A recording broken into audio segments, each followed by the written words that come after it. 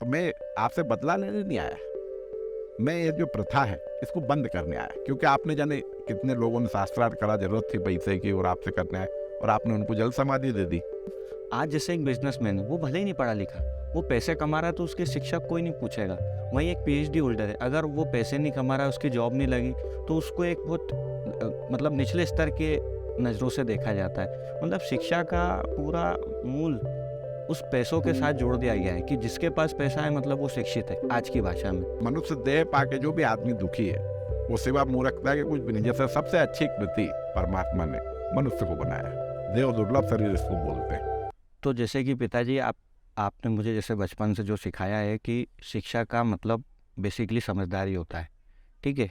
मतलब आप उसको उपयोग में लेके आप मतलब आप अपने काम कितने सरल कर सकते हो और आप क्या सीख सकते हो, बेसिकली शिक्षा का मतलब ये होता है। मगर जैसे आज के समय शिक्षा का मतलब एक नौकरी से डिसाइड कर दिया गया है।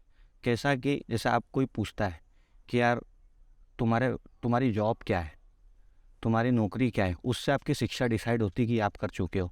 मगर जैसे मैं या मेरे जैसे कुछ और लोग चाहते हैं कुछ अलग करना और शिक्षा को एक अलग वे में लेना, मगर उसको अपने रिलेटिव्स या अपने जो साथ के उसको एक नेगेटिव व्यू में लेते हैं कि यार ये तू क्या कर रहा है, या शिक्षा का जो तूने शिक्षा प्राप्त करी उससे एक नौकरी पा। मतलब बेसिकली शिक्षा का पूरा मतलब केवल नौकरी पानी हो गया है क्या? जैसे आपको एक वेद की कहानी सुनाते हैं, तो वेद में कहानी है कि आचार्य बंदी राजा जनक के दरबार में पंडित थे। तो उनका ये था कि जो भी उनसे शास्त्रार्थ करेगा तो उसको जल समाधि दे देते थे। तो अष्टावक्र के पिताजी, तो क्या होता है जैसे कोई भी संसार में जैसे पैसे की आवश्यकता तो पड़ती है, तो उस समय वो पंडित थे वो भी, तो अब पंडित से जैसे पूजा पाठ से गुजारा नहीं चले, तो उन्होंने सोचा कि राज दरबार में अपन अगर पंडित हो जाए तो अच्छा पैसा मिलेगा। हम्म।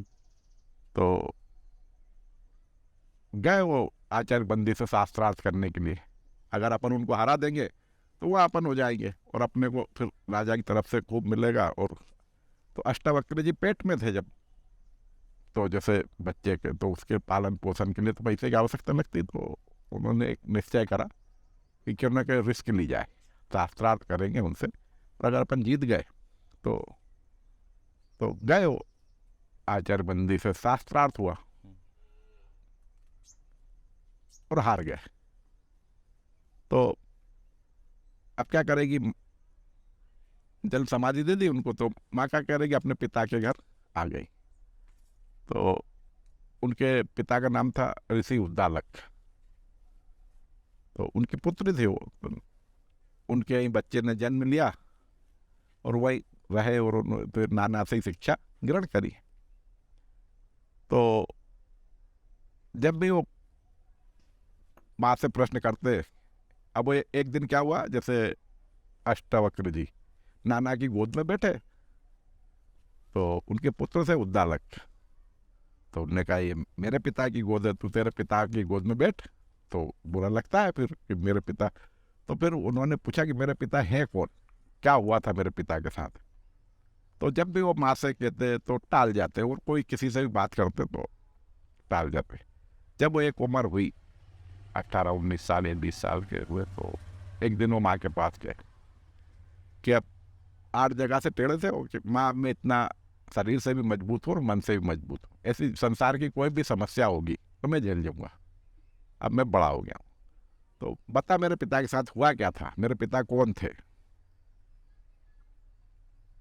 तो उन्होंने कहा तेरे नाना से पूछ ले। तो बोले मैं नाना से क्यों पूछूं, मेरे पिता थे आपके पति थे, मैं आपसे पूछूं ना डायरेक्ट। तो फिर जब वो नहीं माने तो फिर उन्होंने कहा कि आ, तेरे पिता एक गरीब ब्राह्मण थे और पैसे के तू पेट में था, पैसे की आवश्यकता पड़ी, तो आचार्य बंदी के पास राजा जनक के दरबार में गए शास्त्रार्थ के लिए कि अगर अपन राजा के दरबार में पंडित पुरोहित हो जाएंगे तो अपने को अच्छा धन मिलेगा। और वहाँ वो हार गए, तो उनको जल समाधि दे दी थी। तो फिर उन्होंने कहा कि आचार्य बंदी अभी है? बोले हाँ अभी है राजा जनक के दरबार। तो बोले मैं वहाँ जाऊँगा उनसे। माँ ने समझाया, सब ने समझाया, बाकी उन्होंने क्या कि नहीं मैं वहाँ जाऊँगा और आचार्य बंदी से शास्त्रार्थ करूँगा। अब आचार्य बंदी उस समय बहुत बड़े लेवल के पंडित थे। तो नाना ने भी समझाया, तो उन्होंने समझाया कि बेटा अभी अभी तो शिक्षा ही ग्रहण कर रहा है और अभी तू उनसे, तो बोले नहीं। तो उन्होंने फिर कहा कि उनके पुत्र से श्वेत केतु, बोले इनके साथ तुम दोनों ठीक जाओ। तो गए। अब वो राजा जनक का दरबार हो तो बड़े यज्ञ और हवन चल रहे थे, तो अब वहाँ पहुँचना, आज जैसे नरेंद्र मोदी से मिलना हो तो कोई आसान काम है कि या उनके कोई, तो ऐसे ही राजा जनक थे उस समय, राजा थे, और उनसे मिलना, राजा से या उनके जो पंडित है उनसे मिलना बड़ा टेढ़ा काम था। तो गए वो दोनों, तो उन्होंने कहा कि जैसे वहाँ गेट पे पहुंचे तो उन्होंने कहा कि वो उनसे मेरे को शास्त्रार्थ करना है। तो उन्होंने कहा कि आप उनसे शास्त्रार्थ करने के लायक नहीं, अभी तो आप शिक्षा ग्रहण करो और फिर आओ, जैसे जो द्वारपाल थे। तो फिर जैसे उन्होंने बोला कि ज्ञान के लिए, जैसे बोले एक आग की चिंगारी पूरे जंगल को जला सकती है, तो ऐसा ही जैसे एक आत्मज्ञानी आदमी, मैं आत्मज्ञानी हूँ और मैं उनसे शास्त्रार्थ। तो जब बहस हुई तो राजा जनक तक कान में बात पहुंची, तो उन्होंने कहा कि ठीक आन दो। फिर राजा जनक ने समझाया कि बोले अगर आपको धन की भी आवश्यकता हो तो आप ले सकते हो, बाकी उनसे आप शास्त्रार्थ के लायक। और फिर जैसे उनको देख के जब वो राजा जनक के दरबार में गए तो 8 जगह से टेढ़े थे वो तो उनको देख के पूरा राज दरबार हंसा। उस समय उम्र क्या रही होगी अष्टावक्र की? हाँ 18-20 साल 21 साल बस ये मेरी उम्र, हाँ मेरी मतलब, उम्र जितनी। तो उनको 8 जगह से टेढ़े थे वो, तो सब देख के हंसे। तो वो हंस लिए, फिर अष्टावक्र जी जोर से हंसे, बोले आप किसको देख के हंस रहे हो? ये मेरे को देख के हंस रहे हो या उसको बाहर को जिसने मेरे को बनाया उसको देख के हंस रहे हो? बोले मैं तो समझा, उन्होंने एक शब्द और बोला था कि मैं तो समझा था कि यहाँ ज्ञानियों की सभा, ये तो चमारों की सभा है। चमारों की सभा मतलब शरीर को जानने वाले, हाँ। और ज्ञान का मतलब होता है आत्मा से संबंधित कनेक्टिविटी। तो राजा जनक को भी बड़ा कि बात सही है। तो जब तक वो आचार्य बंदी तक बात पहुंची कि वो ऐसा ऐसा, तो उन्होंने कहा मैं शास्त्रार्थ के लिए तैयार। हूँ। तो बोला बैठे आमने सामने और बहुत सारे लोग बैठे, राजा जनक भी बैठे। तो ऐसा शास्त्रार्थ चला। कितने दिन चला होगा? अब वो जो भी चला हो, तो 3 दिन जो भी चला हो, तो आखिरी में शास्त्रार्थ जब चला, आचार्य बंदी चुप हो गए, प्रश्न का उत्तर नहीं दे पाए। तो उन्होंने कहा आपने हार मान ली? बोले मैंने हार मान ली, आप मेरे को जल समाधि दे सकते हो। तो उन्होंने कहा आप तैयार हो? बोले हाँ मैं तैयार हूं। तो बोले अब मैं आपको क्षमा करता हूं। तो बोले आपने तो ये मेरे को मृत्यु दंड से ही बड़ी सजा दे दी, जैसे मैं आज तक कभी हारा नहीं और आपने मेरे को क्षमा कर दिया, तो मैं आप किस मुंह से? तो बोले आज से अच्छा आप जल समाधि दे। बोले नहीं। तो बोले मैं यहाँ बदला लेने नहीं आया था, मैं यहाँ शिक्षा का मूल उद्देश्य ये समझाने, जैसे ये प्रथा, जैसे कोई गरीब आदमी, जैसे मेरे पिता पंडित थे, गरीब आदमी है, और अगर पेट पालने के लिए अगर आपने कोई शास्त्रार्थ करा, अगर हार गए तो किसी को क्या मार दोगे? मतलब ये कौन सा, जैसे कोई भी शास्त्र, जैसे ज्ञान किसी की सेवा के लिए होता है, किसी की आपने उसका शस्त्र के रूप में प्रयोग करा, आपने हथियार के रूप में प्रयोग करा, ज्ञान इसको थोड़ी कहते हैं। असली ज्ञान जो मुक्त कर दे आत्मभाव, वो ज्ञान है। तो आपने तो जैसे मेरे पिता को, तो मैं आपसे बदला लेने नहीं आया, मैं ये जो प्रथा है इसको बंद करने आया, क्योंकि आपने जाने कितने लोगों ने शास्त्रार्थ करा, जरूरत थी पैसे की और आपसे करने आए और आपने उनको जल समाधि दे दी। तो ये प्रथा बंद होना चाहिए। तो अब ये कहानी, अब इस शिक्षा, अब इससे आपने क्या सीखा? तो कोई भी तंत्र जो बना, जैसा संसार में जैसे आप खाने पे लिखा रहता है देशभक्ति जन सेवा सत्यमेव जयते, जैसे नादार लोग हैं। तो असली जो चीज़ है वो, जैसे आप ज्ञानी हो तो किसी की सेवा करो, किसी को लूट खसोट करो तो ये कोई तरीका नहीं है। मतलब जैसे, तो वास्तविक शिक्षा का मूल जो, अब मूल तो यह है कि वास्तविक शिक्षा उसको कहते हैं जो आपको मुक्त कर दे। मुक्त कर दे मतलब आत्मज्ञान को उपलब्ध हो जाए आदमी। ये सबसे उच्च कोटि की शिक्षा है, क्योंकि ये शरीर तो नश्वर है। और आत्मज्ञान इसमें क्या होता है, जैसे एक बौद्धिक ज्ञान, जैसे आप ऊपर एक टंकी है सिंटेक्स, आप उसको भर लो तो कितने दिन पानी चलेगा? कुछ दिन। और आत्मज्ञान उसको कहते हैं जैसे कुएं का पानी, आप खींचे जाओ। जैसे आत्मज्ञानी आदमी से आप कुछ भी पूछो तो उसके अंदर से आवाज आती है, वो उसी चीज पे बहुत देर तक बोला करेगा। नहीं, मेरा भी यही, जैसे आपने कहानी सुनाई उस पे भी अष्टावक्र के पिताजी पैसे के लिए गए थे, है ना। तो मैं भी उसी चीज़ को पॉइंट आउट कर रहा हूँ कि मतलब आज जैसे एक बिजनेसमैन है, वो भले ही नहीं पढ़ा लिखा, वो पैसे कमा रहा है तो उसके शिक्षक कोई नहीं पूछेगा। वहीं एक पीएचडी होल्डर है, अगर वो पैसे नहीं कमा रहा है, उसकी जॉब नहीं लगी, तो उसको एक बहुत मतलब निचले स्तर के नज़रों से देखा जाता है।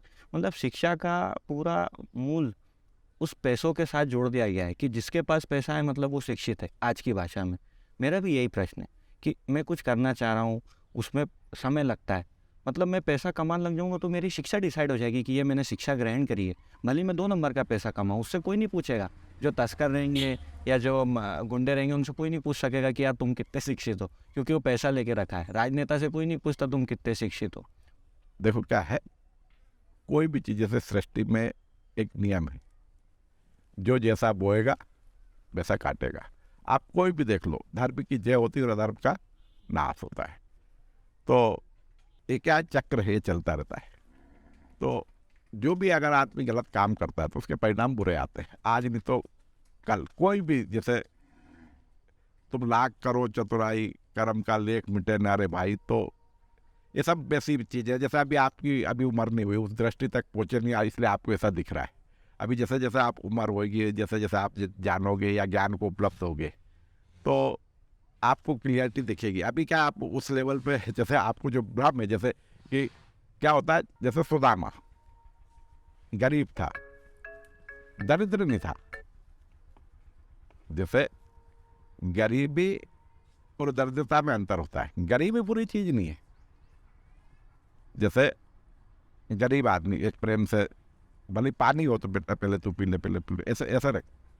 और दरिद्रता उसको कहते हैं, जैसे बड़े घरों में देखो आप, जैसे जो घर में, सब घर ऐसे नहीं है बाकी लगभग, जैसे टेबल पे खाना रखा, नौकर ने खाना लगा दिया, 56 प्रकार के व्यंजन रखे हैं, और जैसे पति पत्नी बच्चे बैठे और किसी बात पे आज अपने को वहाँ जाना था या मार्केट में जाना था, तो पति ने बोला कि वो फलानी मीटिंग थी और मैं नहीं आ पाया, ये वो, तो सब खाना रखा और झगड़ा कर लेते। सब कुछ होते हुए वो उठ के उधर चल दिए, सब कुछ होते हुए नहीं खा सकना, ये दरिद्रता है। तो आज का आदमी दरिद्र हो गया। क्या हो गया? जैसे जैसे कहते हैं संतोष धन सबसे बड़ा धन। तो एक दिखना वो एक अलग है, जो अभी आप क्या है, जो उस लेवल तक नहीं पहुंचे हो। नहीं, चलो ठीक, जैसे मैं नहीं पहुंचा, मैं मानता हूँ, मगर आपने तो मुझे उस माहौल में रखा है, कभी नहीं बोला कि तू ये कर या वो कर। मगर आपको छोड़ के क्या होता है, सुनो, इसका मतलब इस संसार को ऐसा कहते हैं, जैसी दृष्टि वैसी सृष्टि। एक कहावत सुनी होगी, सावन के अंधे को हरा हरा दिखता है। तो क्या होता है, जो जो मन की शुद्धि होगी, क्या होगी, तो आपको क्लियरिटी आएगी। जब तक मन शुद्ध नहीं होगा तो आपको क्लियरिटी नहीं आएगी। तो जैसे अपन ने ये वेद वाणी पढ़ी, जैसे अपन ने अभी अष्टावक्र जी की बात करी, तो अष्टावक्र तो 8 जगह से टेढ़े थे, बाकी वो कहते हैं कि मैं बिल्कुल सीधा हूँ। तो आत्मज्ञान जो होता है वो बहुत उच्च कोटि का होता है। और जैसे सबसे बड़ा जो बल माना गया है संसार में भी, जैसे आप देख लो, जैसे धन बल, बाहुबल, पद बल, और जैसे आप संसार में जैसे कितने देखो, भले कितना ही बड़ा कोई भी हो और एक कोई संत आ जाए तो झुकते कि नहीं, जैसे उसको, जैसे अपने एक संत है, जैन संत है, अच्छा नाम है उनका, प्रधानमंत्री मोदी जी उनके सामने, तरुण सागर नहीं, विद्यासागर जी महाराज, तो प्रणाम करते हैं उनको। तो जिनके पास कुछ नहीं हो, तो जैन संत तो बिल्कुल व्यस्त रहते हैं, कुछ नहीं। तो जिनके पास कुछ नहीं होता, कुछ नहीं मतलब जैसे आत्मज्ञानी आदमी, कुछ नहीं होने का मतलब ये नहीं, जैसे अंदर से जैसे लाइट जलती है तो अंधकार दूर हो जाता है, जैसे जिसको कहते हैं विदेह होना। और जैसे राजा जनक को विदेह बोलते थे, सीता जी को विदेह। जैसे मैंने आपको एक उदाहरण दिया था, आत्मज्ञानी आदमी को जैसे एक नारियल, सूखा नारियल और गीला नारियल, दूरी हो जाती है, आत्मा अलग और शरीर अलग, ऐसा। तो वो आत्मभाव में रहता है, तो ये शरीर तो क्या साधन है उस तक पहुंचने का। मूल जैसे मनुष्य देह का जो मूल लक्ष्य है वो भगवत प्राप्ति। अगर उसके अलावा, जैसे कबीर का दोहा है कि मोह देख देख आवत हासी, जल में मीन प्यासी। समुद्र में जैसे मछली है और कहते मेरे को प्यास लगी है, तो आपको हंसी आएगी कि नहीं? मतलब जैसे मनुष्य देह पाके जो भी आदमी दुखी है, वो सिवा मूर्खता के कुछ भी नहीं। जैसे सबसे अच्छी कृति परमात्मा ने मनुष्य को बनाया, देव दुर्लभ शरीर इसको बोलते हैं। तो आंतरिक शक्तियों को जागृत करने की जरूरत है।